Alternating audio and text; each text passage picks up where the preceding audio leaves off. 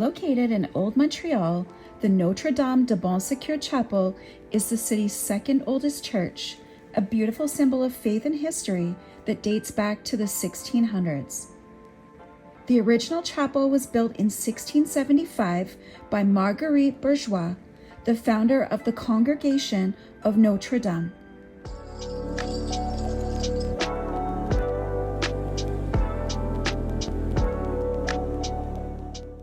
After a devastating fire in 1753, it was rebuilt just a few years later, reopening in 1771 on the same site.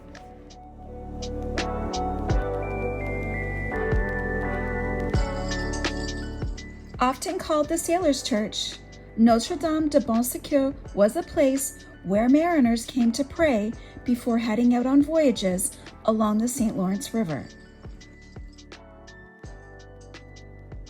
Today, the chapel remains an active place of worship and a beloved historic site, offering a quiet retreat from the bustle of Old Montreal.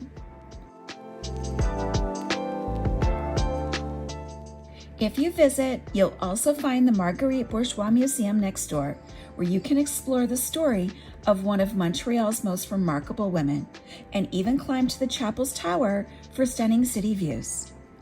Thank you so much for joining us, and please subscribe to our channel for more great videos.